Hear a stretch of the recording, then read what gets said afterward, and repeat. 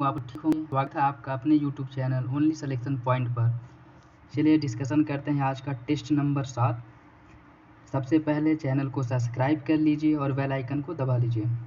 यह important GS का MCQ देखिए। क्वेश्चन नंबर फर्स्ट, इरीथ्रियन एक यूनानी नाम था जिसका प्रयोग निम्नलिखित में से किसी एक के लिए किया जाता था। ऑप्शन ए मिट्टी के घड़े के लिए, ऑप्शन बी योद्धा के लिए, ऑप्शन सी किसी स्थान विशेष के लिए, या फिर ऑप्शन डी लाल सागर के लिए।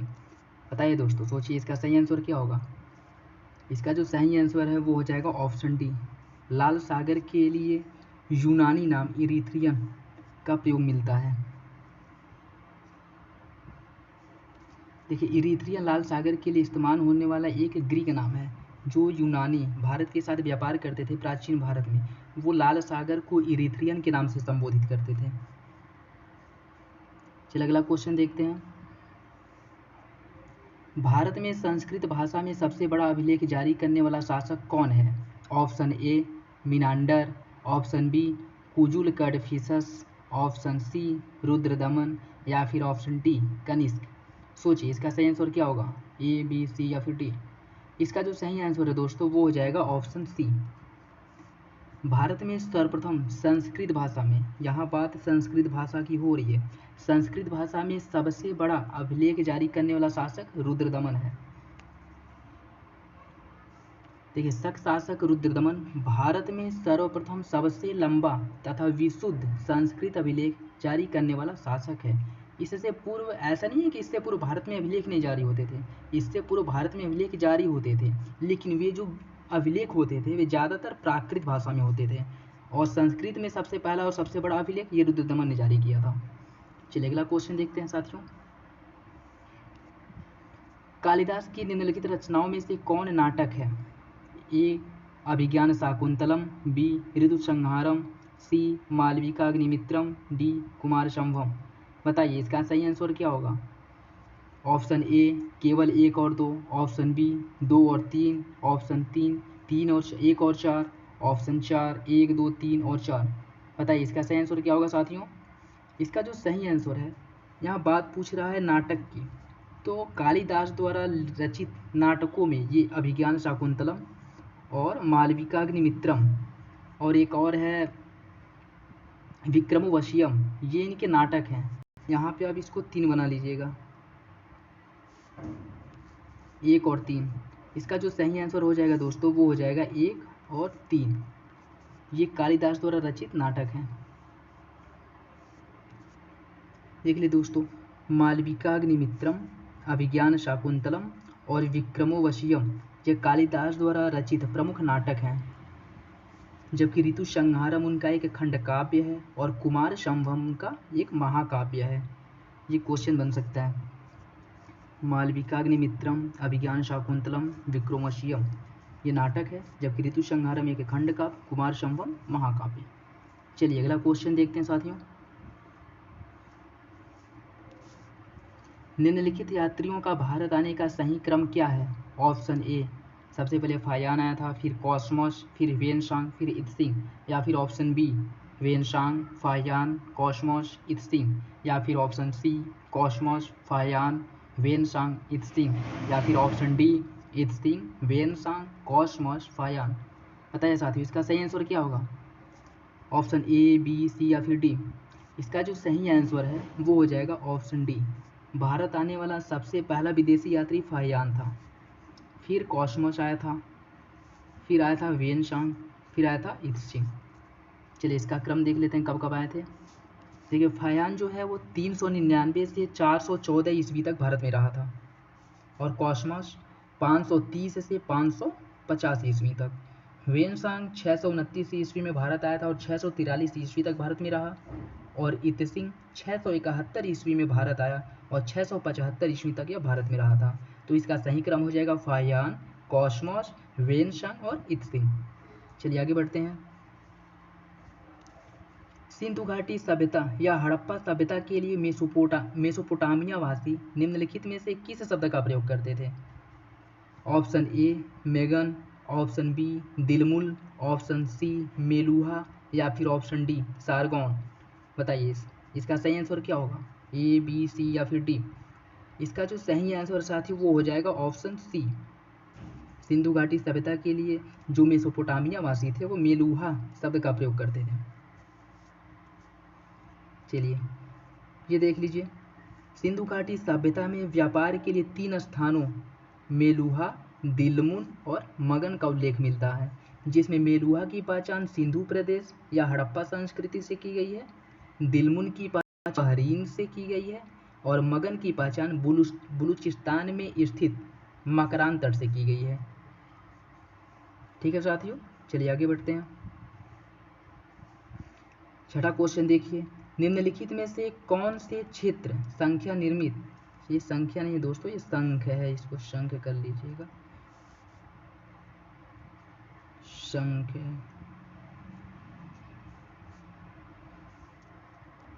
निम्नलिखित में से कौन सा क्षेत्र संख्य निर्मित वस्तुओं के निर्माण के लिए प्रमुख था?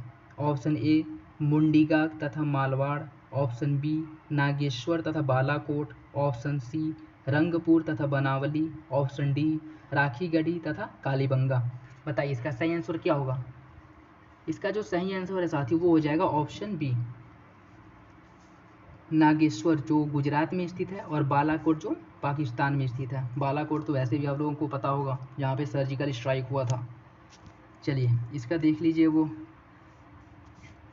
देखिए साथियों, नागेश्वर जो गुजरात में स्थित है और बालाकोट पाकिस्तान, ये समुद्री बस्तियां हैं जो शंख से बनी वस्तुओं के लिए, जिसमें चूड़ियाँ, करछियाँ, पच्चीकारी की वस्तुओं का निर्माण यहाँ पे किया जाता था और यहाँ से ये देखा जाए तो एक तरह से व्यापारिक केंद्र के रूप में भी उभरे थे और पूरे विश्व में, जैसे ये मध्य एशियाई देश जो हो गए, अदर देशों में यहाँ से जो है इन सब का व्यापार किया जाता था। इन सब जेवरात, ये जो शंख से निर्मित चूड़ियाँ वगैरह जो इनका निर्माण किया जाता था, उनको वहाँ पे भेजा जाता था। चलिए आगे देखिए, 7वां क्वेश्चन देखिए, निम्नलिखित में से कौन सी धातुएं सिंधु घाटी सभ्यता के पूर्वावशेषों में नहीं पाई गई हैं? ऑप्शन ए लोहा, ऑप्शन बी पीतल, ऑप्शन सी कांसा। नीचे दिए गए कूटों के प्रयोग से सही उत्तर चुनिए। बताइए इसका सही आंसर क्या होगा? ऑप्शन ए केवल एक, ऑप्शन बी 1 और 2 दोनों, ऑप्शन सी केवल 1 और 3 या फिर ऑप्शन डी तीनों। बताइए इसका सही आंसर क्या होगा? इसका जो सही आंसर है साथियों वो हो जाएगा ऑप्शन बी, लोहा और पीतल।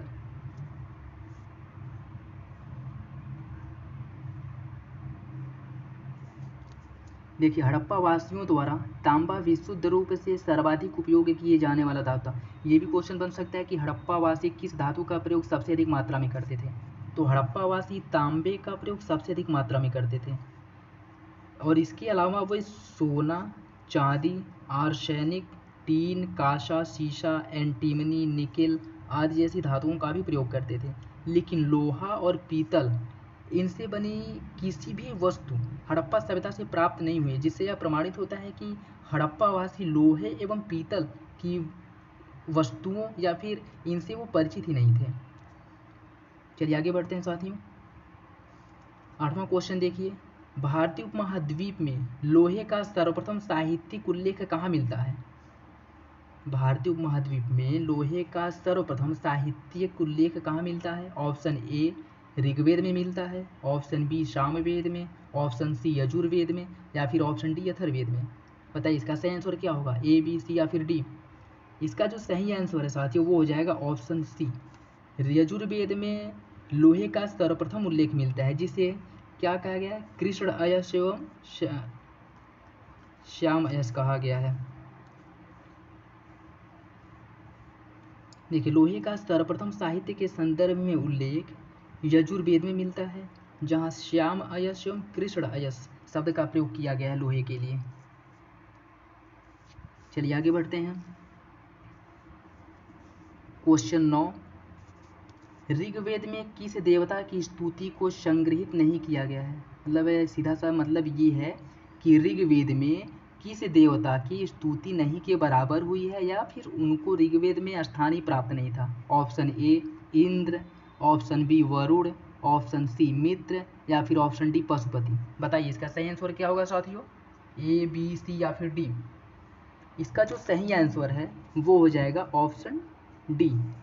पशुपति जो है वो हड़प्पा सभ्यता के या सिंधु सभ्यता के देवता थे। आप लोगों को याद होगा कि पलथी मारे जो है एक मूर्ति प्राप्त हुई थी, साल ओढ़े हुए, ये पशुपतिनाथ की ही मूर्ति थी। देखिए ऋग्वेद में अग्नि, इंद्र, वरुण, मित्र आदि देवताओं की स्तुति का वर्णन मिलता है। आदि देवताओं की स्तुतियों को संग्रहित किया गया, इनकी पूजा का वर्णन मिलता है। ऋग्वेद में इंद्र जिनको बादल का देवता माना गया है, अग्नि जिनको दूसरा स्थान प्राप्त था। ऋग्वेद में पशुपति की स्तुति का वर्णन नहीं मिलता है। पशुपति मुख्यतः हड़प्पा काल के देवता थे। और सर्वाधिक जो मंत्र हैं, सर्वाधिक मंत्र इंद्र देवता को समर्पित हैं यहाँ पे, किसमें, ऋग्वेद में। और दूसरे स्थान पर अग्नि देवता, और अग्नि देवता को क्या माना था कि पृथ्वी मतलब मनुष्यों एवं देवताओं के मध्य की था अग्नि को। और कहा जाता था कि यज्ञ की जो शुरुआत होती है वो अग्नि की स्तुति के बाद ही होती थी। चलिए आगे बढ़ते हैं साथियों।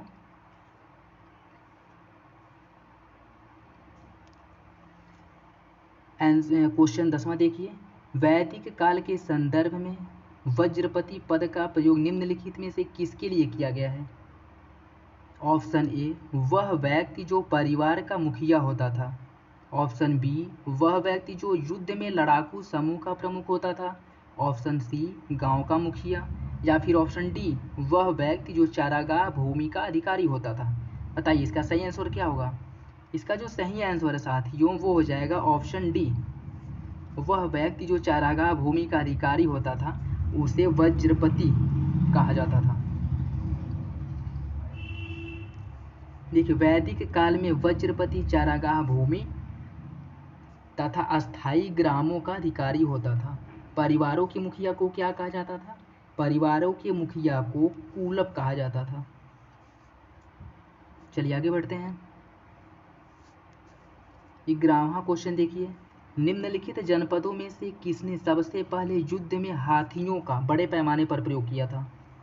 हाथियों का सबसे पहले बड़े पैमाने पर प्रयोग करने वाला जनपद कौन था? Option A Avanti, option B Kalinga, option C Magadha या फिर ऑप्शन डी लिच्छवी। बताइए इसका सही आंसर क्या होगा? ए, बी, सी या फिर डी? इसका जो सही आंसर है साथियों वो हो जाएगा ऑप्शन डी। मगध द्वारा युद्ध में सबसे पहले और सबसे अधिक हाथियों का प्रयोग किया गया था। एक मगध पहला राज्य था जिसने अपने पड़ोसियों के विरुद्ध युद्ध में हाथियों का बड़े पैमाने पर प्रयोग किया था।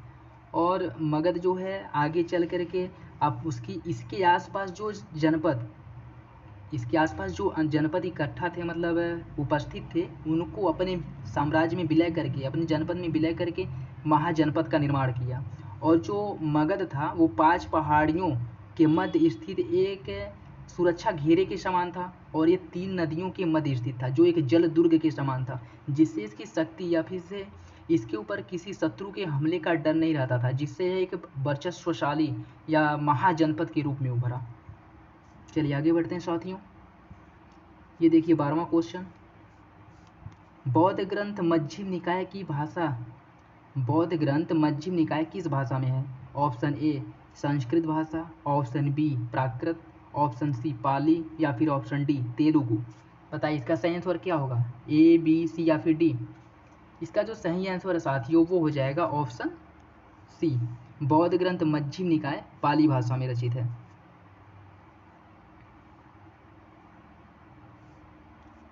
देखिए बौद्ध ग्रंथ मध्यम निकाय सुत्त पीटक के 5 निकायों में से एक है। ये भी पूछ सकता है कि मध्यम निकाय किस पीटक का भाग है? सुत्त पीटक, अभिधम्म पीटक या फिर से और विनय पीटक किसका भाग है?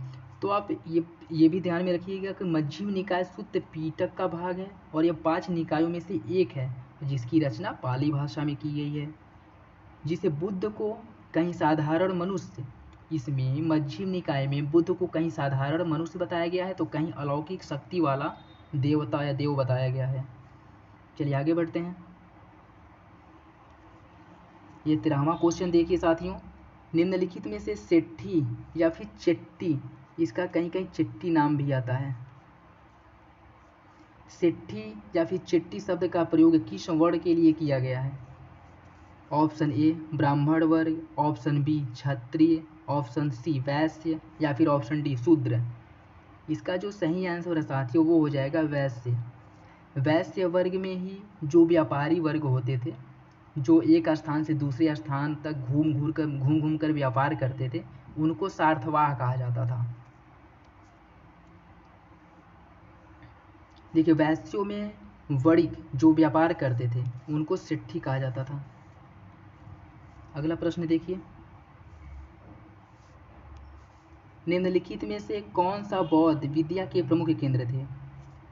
निम्नलिखित में से कौन बौद्ध विद्या का प्रमुख केंद्र था? ऑप्शन ए फर्स्ट नालंदा, 2 विक्रमशिला, 3 वल्लभी, 4 तक्षशिला। बताइए इसका सही आंसर क्या होगा? ऑप्शन ए केवल 1, ऑप्शन बी 1 और 2, ऑप्शन सी 1, 2 और 3 या फिर ऑप्शन डी 1, 2, 3 और 4।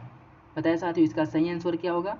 इसका जो सही आंसर है वो हो जाएगा ऑप्शन डी, नालंदा, विक्रमशिला, वल्लभी और तक्षशिला। ये सभी बौद्ध विद्या के प्रमुख केंद्र थे, जिसमें से तक्षशिला का जो विकास है वो अशोक के शासनकाल में हुआ था।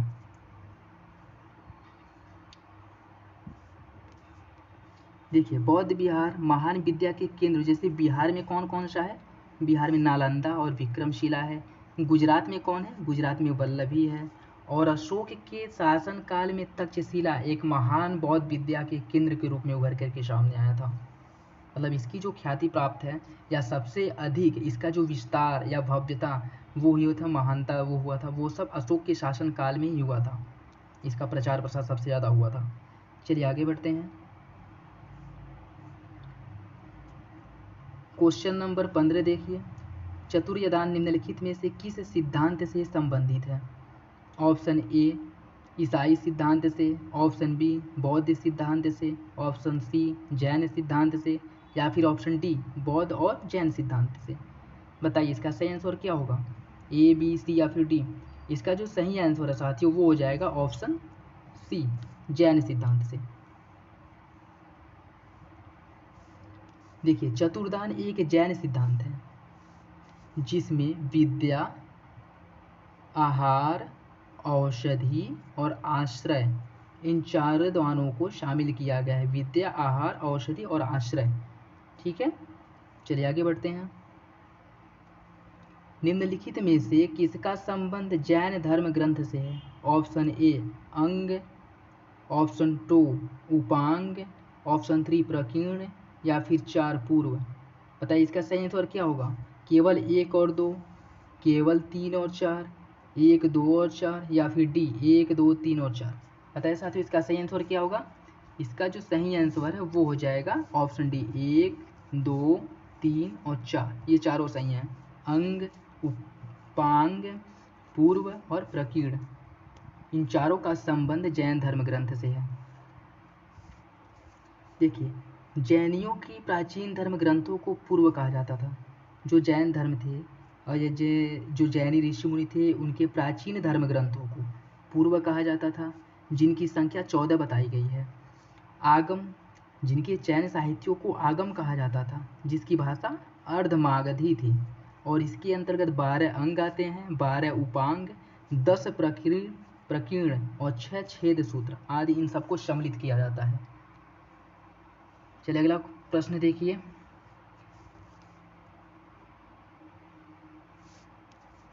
17वां क्वेश्चन देखिए, निम्नलिखित में से किस अभिलेख में अशोक के नाम का उल्लेख किया गया है? ऑप्शन ए भाब्रू अभिलेख, ऑप्शन बी 13वां अभिलेख, ऑप्शन सी प्रथम लघु शिलालेख या फिर ऑप्शन डी पहला बृहद शिलालेख। बताइए इसका सही आंसर क्या होगा साथियों? इसका जो सही आंसर है वो हो जाएगा ऑप्शन सी प्रथम लघु शिलालेख में अशोक के प्रत्यक्ष मतलब मूल रूप से मूल अशोक का नाम जो है इसमें प्रथम लघु शिलालेख में मिलता है। और वो भी कहाँ मिलता है? 4 स्थानों पे मिलता है, मास्की, नितूर, उदयगोलम और गुर्जरा। कर्नाटक के 3 स्थानों पे, कहाँ कहाँ पे? मास्की, नितूर, उदयगोलम और मध्य प्रदेश के गुर्जरा में अशोक के नाम का उल्लेख किया गया है। अन्य स्थानों पे अशोक के प्रत्यक्ष नाम का उल्लेख नहीं मिलता है, वहाँ पे या तो प्रियदर्शी या फिर से और किसी नाम का देव प्रियदर्शी ऐसे करके कुछ नाम मिलता है। लेकिन जो मूल अशोक नाम है वो मास्की, गुर्जरा, नितूर और उदयगोलम यहाँ पे मिलता है, जो जिसमें से 3 कर्नाटक में है और 1 मध्य प्रदेश में है।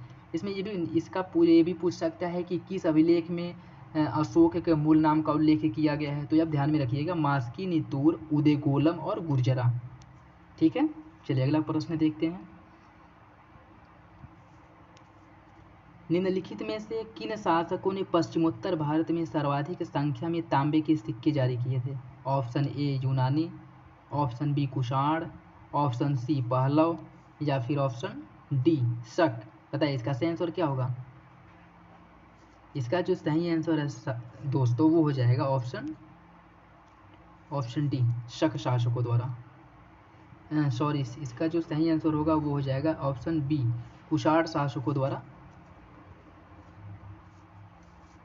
कुषाण शासकों द्वारा सर्वप्रथम तांबे के सिक्के जारी किए गए थे। कुषाण शासकों में वो भी कौन? कैडफिसस फर्स्ट ने हिंदू कुश के दक्षिण में रोमन सिक्कों की नकल करके बड़ी मात्रा में तांबे के सिक्के ढलवाए, और ये कुषाण शासकों ने स्वर्ण एवं तांबे दोनों प्रकार के सिक्कों को बड़े पैमाने पर प्रचलित किया था।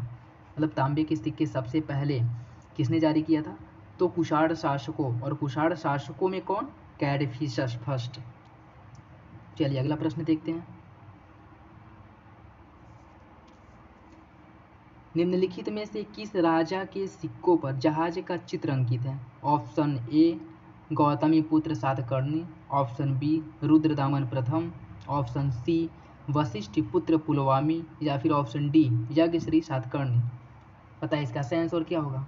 इसका जो सही आंसर है वो हो जाएगा ऑप्शन डी यज्ञश्री।